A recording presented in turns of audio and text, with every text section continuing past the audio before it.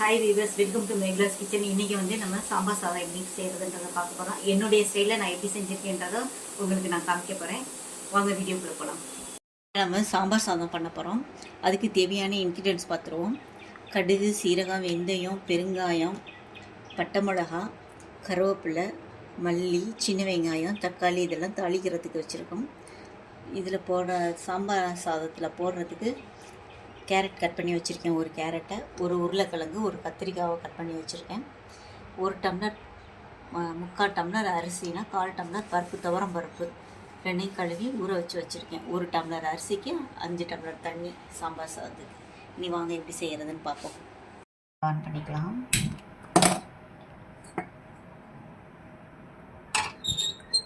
கொஞ்சம் நல்லெண்ணெய் ஊற்றிருக்கேன் தாளிக்கிறதுக்கு. இதெல்லாம் எண்ணெய் காஞ்சிருச்சு. கடுகு, வெந்தயம் போட்டிருக்கேன். கொஞ்சம் சீரகம், இப்போ கொஞ்சம் சின்ன வெங்காயம்,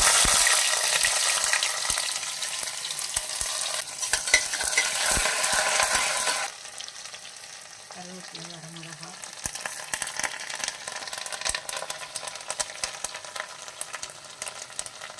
தக்காளி,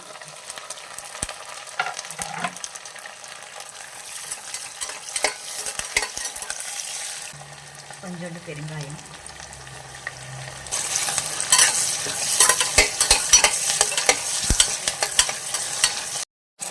தேவையான காய்கறியெல்லாம் சேர்த்துக்கலாம். கேரட்டு என்கிட்ட இருக்கிற காயை வச்சு நாங்கள் சாம்பார் சாதம் பண்ணியிருக்கேன். கேரட்டு, உருளைக்கிழங்கு, கத்திரிக்காய், ஏன்னா முருங்கைக்காய், வேறு காய், பீன்ஸு எல்லாம் போடலாம். கொஞ்சம் மஞ்சள் தூள் சேர்த்துக்கணும். இப்போ தேவையான சாம்பார் பொடி, நம்ம 3 பியரோட சாம்பார் பொடி 2 ஸ்பூன் போட்டிருக்கேன். இதுக்கு தேவையான சால்ட்டு, சாம்பார் சாதம் ஃபுல் சாம்பார் சாதத்துக்கு தேவையான சால்ட்டு.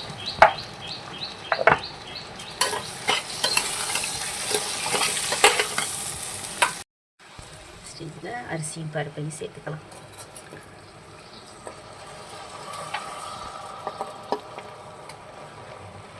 முக்கால் பங்குக்கு அரிசி, 1/4 டம்ளர் பருப்பு சேர்த்து 1 டம்ளர் கணக்கு வச்சு அரிசியும் பருப்பும் போட்டிருக்கேன். இதில் 5 டம்ளர் தண்ணி இதுக்கு ஊற்றிடும்.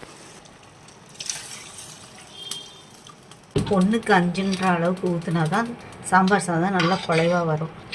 அதுக்காக தான். இப்போ நம்ம குக்கரை மூடி வச்சுட்டு 5 மினிட்ஸு.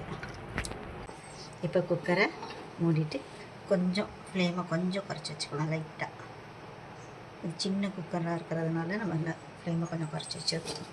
இப்போ ஸ்டீம் வந்து 5 மினிட்ஸ் கழித்து வெயிட் போட்டுக்கலாம். இப்போ ஸ்டீம் வந்துருச்சு. இப்போ நம்ம வெயிட் போட்டுக்கலாம். வெயிட் போட்டுட்டு 5 மினிட்ஸ் கழித்து ஆஃப் பண்ணிடலாம். இப்போ 5 மினிட்ஸ் ஆயிடுச்சு. நம்ம ஸ்டவ்வை ஆஃப் பண்ணிவிட்டு கொஞ்சம் நேரங்கள் ஸ்டீம் அடங்கினோடனே நம்ம எப்படி இருக்குன்னு பார்ப்போம். இப்போ ஸ்டீம் ஆஃப் ஆயிடுச்சு. இது ஓப்பன் பண்ணி பார்க்கலாம். நம்ம கிளற அந்த கன்சிஸ்டன்சி வந்துடும். கரெக்டாக எடுத்து சாப்பிட்ற மாதிரி. இந்த ஃப்ளேவருக்காக